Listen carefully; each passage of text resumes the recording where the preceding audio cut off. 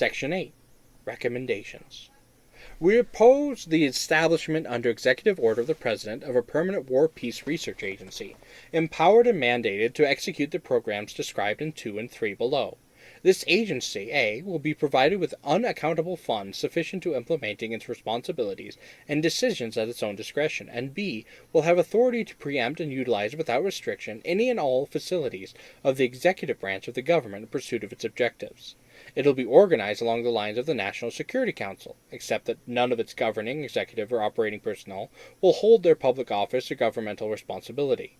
Its directorate will be drawn from the broadest practicable spectrum of scientific disciplines: humanistic studies, applied creative arts, operating technologies, and otherwise unclassified professional occupations.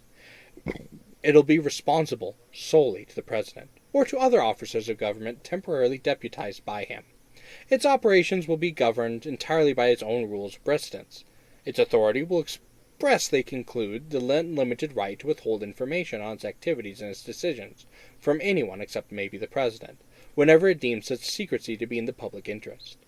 The first of the War Peace Research Agencies' two principal responsibilities would be to determine all that can be known, including what can be reasonably inferred, in terms of relevant statistical probabilities, that may bear on an eventual transition to a general conduction of peace. The findings on this report may be considered to constitute the beginning of this study, and to indicate its orientation. Detailed records of the investigations and findings of the Special Study Group on which this report is based. They will be furnished the agency, along with whatever clarifying data the agency seems necessary. This aspect of the agency's work will be hereinafter referred as peace research. The agency's peace research activities will necessarily include, but not be limited to, the following: the creative development of possible substantial institutions for the principle of non-military functions of war, the careful matching of such institutions against the criteria summarized in this report, as refined, revised, and extended by the agency, the testing and evaluation of substitutive institutions for acceptability, feasibility, and credibility against hypotheticated transitional and post-war conditions, the testing and evolution of the effects of the anticipated atrophy of certain unsubstantiated functions, the development and testing of the correlative multiple substitute institutions, and the eventual objective of establishing a comprehensive program of comparable war substitutes suitable for a planned transition to peace, if and when this is found to be possible, and subsequently judged desirable by appropriate political authorities. The preparation of a wide-range schedule of partial, uncorrelated crash programs of adjustable suitable for reducing the dangers of unplanned transition to peace effect by force majeure. Peace research measures will be included, but not limited to, the following: the comprehensive interdisciplinary application of historical, scientific, technological, and cultural data, the full utilization of modern methods of mathematical modeling, analytical analysis, and other more sophisticated quantitative technologies and process of development that are comparable with computer programming. The heuristic peace games proceeds developed during the course of its adjustment by the Special Study Group, and further extensions of this basic approach to the testing of institutional functions. The War Peace Research Agency's other principal responsibilities will be war research. Its fundamental objectivity will be to ensure the continuing viability of the war system to fulfill its essential non-military functions for as long as the war system is judged necessary to, or desirable for, the survival of society. To achieve this end, the war research groups within the agency will engage in the following activities: quantification of existing application of the non-military functions of war. Specific determinations will be include, but not limited to, the gross amount and the net proportion of non-productive military expenditures since World War II, assignable to the need for war as an economic stabilizer, the amount and proportion of military expenditure and destruction of life, property, and natural resources during this period, assignable to the need for war as an instrument for political control. Similar figures, to the extent that they can be separately arrived at, assignable to the need for war to maintain social cohesiveness, levels of recruitment and expenditures on the draft and other forms of personnel deployment attributable to the need for military institutions to control social disaffection, the statistical relationship of war casualties to world food supplies, the correlation of military actions and expenditures with cultural activities and scientific advances, including necessarily the development of measurable standards in these areas. Establishment of a priori modern criteria for the execution of the non-military functions of war. These will include, but not be limited to, calculation of minimal and optimal ranges of military expenditure required, under varying hypothetical conditions, to fulfill these several functions separately and collectively. Determining of minimal and optimal levels of destruction of life, property, and natural resources, prerequisite to the credibility of external threat essential to the political and motivational functions. Development of a negotiable formula governing the relationship between military recruitment and training policies and the exigencies of social control. C. Reconciliation of these criteria with prevailing economic, political, sociological, and ecological limitations. The ultimate object of this phase of war research is to rationalize the heretofore informal operations of the war system. It should provide practical working procedures through which responsible government authority may resolve the following war function problems, among others, under any given circumstances. How to determine the optimal quantity, nature, and timing of military expenditures to ensure a desired degree of economic control, how to organize the recruitment, deployment, and hospitable use of military personnel to ensure a desirable degree of acceptance of authorized social values, how to compute on a short-term basis the nature and extent of the loss of life and other resources which should be suffered and or inflicted during any single outbreak of hostility to achieve a desired degree of internal political authority and social allegiance, how to project over extended periods the nature and quality of overt warfare, which must be planned and budgeted to achieve a desired degree of contextual stability for the same purpose. Factors to be determined must include frequency of occurrences, length of phase, intensity of physical destruction, extensive geographical involvement, and optimal means of loss of life. How to extrapolate accurately from the foregoing for ecological purposes the continuing effect of the war system over such extended cycles on populational pressures, and to adjust the planning of casualty rates accordingly.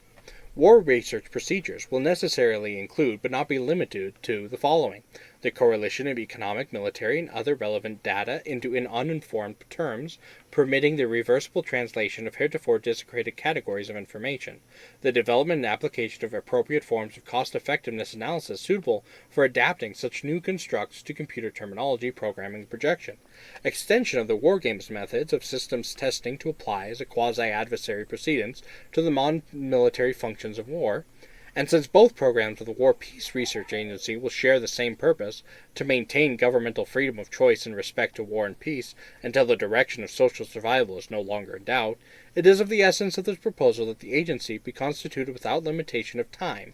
Its examination of existing and proposed institutions will be self-liquidating when its own functions shall have been superseded by the historical developments it will have, at least in part, initiated.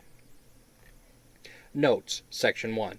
The economic and social consequences of disarmament, U.S. reply to the inequity of the Secretary General of the United States, Washington, D.C., U.S. GPO, June 1964.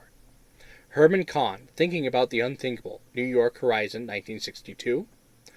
Robert S. McNamara, in an address before the American Society of Newspaper Editors in Montreal, PQ, Canada, 18th of May, 1966. Alfred North Whitehead in The Anatomy of Some Scientific Ideas, including in the Aims of Education, New York, Macmillan, 1929. At Ann Arbor, Michigan, 16th of June, 1962. Louis G. Hale, Peace in Our Time, Nuclear Weapons as a Stabilizer, The New Republic, 28th of December, 1963. Section 2. Kenneth E. Boulding, The World War Industry as an Economic Problem, in Emil Bullitt and Kenneth E. Boulding, Eds, Disarmament in the Economy, New York, Harper and Row, 1963. McNamara, in ASNE Montreal Address cited, Report of the Committee on the Economic Impact of Defense and Disarmament, Washington, U.S. GPO, July, 1965. Semmer M. Rosen, Disarmament in the Economy, War-Peace Report, March 1966. Section 3. Vid. William D. Gramp, False Fears of Disarmament, Harvard Business Review, January-February 1964, for a concise example of this reasoning. To Seymour Wellman, The Cost of Inspection for Disarmament, in Boynet and Bulbett, Op. cited. Section 5. Arthur I. Walsker, Toward the Unarmed Forces of the United States, Washington Institute for Police Studies, 1966. David T. Bazelian, The Politics of the Paper Economy, Commentary, November 1962. The Economic Impact of Disarmament, Washington, USGPO, January 1962. David T. Bezelon, The Scarcity Markers, Commentary, October 1962. Frank Pace, Jr., in an address before the American Bankers Association, September 1957. A random example taken in this case from a story by David Dietrich in the New York Herald Tribune, 9th February 1966. Vid L. Gumplowitz in Geschichte des Straßenrhein, Innsbruck Wagner, 1905, and earlier writings. K. Fischer, Das Militär, Zurich Stilmansverlag, 1932. The averse of this phenomenon is responsible for the principal combat problem of present-day infantry officers, the unwillingness of others, trained troops, to fire at an enemy close enough to be recognizable as an individual rather than simply as a target. Herman Kahn, A Thermonuclear War, Princeton, New Jersey, Princeton University Press, 1960. John D. Williams, The Nonsense About Safe Driving, Fortune, September 1958. Witte, most recently K. Lawrence, in Das Rognotbuse, zur Nachweis der Aggression, Vienna, G. Borother Schrölig Verlag, 1964. Beginning with Herbert Spencer and his contemporaries, but largely ignored for nearly a century. Has in recent draft law controversy in which the issue of selective deferment of the cultural privilege is often carelessly equated with the preservation of the biologically fittest. G. Borthold, in La Gaia, Paris, Presses in Université de France, 1953. This seemingly premature statement is supported by one of our own test studies, but it hypothecates both the stabilizing of world population growth and the institution of fully adequate environmental controls. Under those two conditions, the probability of the permanent elimination of involuntary global famine is 68% by 1976 and 95% by 1981. Section 6.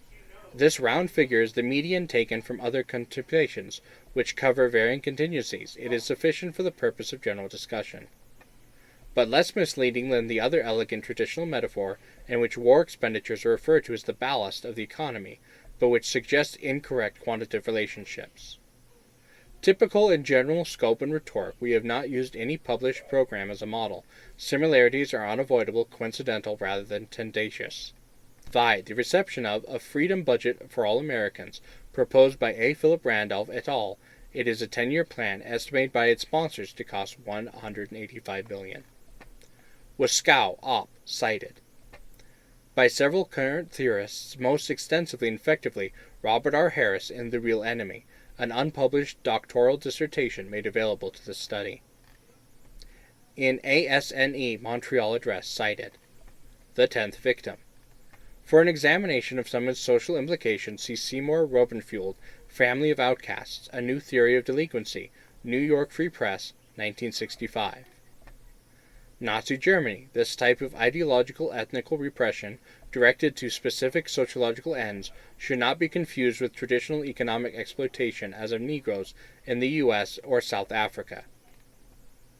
By teams of experimental biologists in Massachusetts, Michigan, and California, as well as in Mexico and the USSR, preliminary test applications are scheduled in Southeast Asia in countries not yet announced. Expressed in the writings of H. Marshall McLuhan in Understanding Media, The Extension of Man, New York McGraw-Hill, 1964. This rather optimistic estimate was derived by plotting a three-dimensional distribution of three arbitrarily defined variables, the macrostructural, relating to the extension of knowledge beyond the capacity of conscious experience, the organic, dealing with the manifestations terrestrial life as inherently comprehensible, and the infraparticular, covering the subcontinental requirements of natural phenomenon. Values were assigned to the known and unknown in each parameter, tested against data from early chronologies, and modified heuristically until precedented correlations reached a useful level of accuracy. 2 decades means in this case 20.6 years, with a standard deviation of only 1.8 years.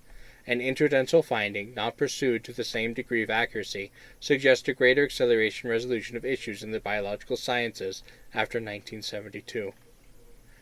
Section 7.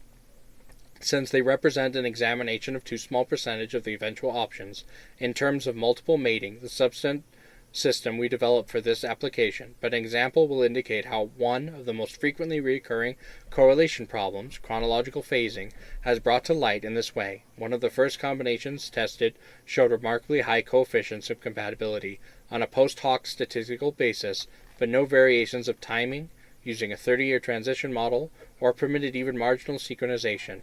The combination was thus disqualified. This would not rule out the possible adequacy of combinations using modifications of the same factors. However, since minor variations in a proposed final condition may have disproportional effects on phasing. Edward Teller, quoted in War Peace Report, December 1964.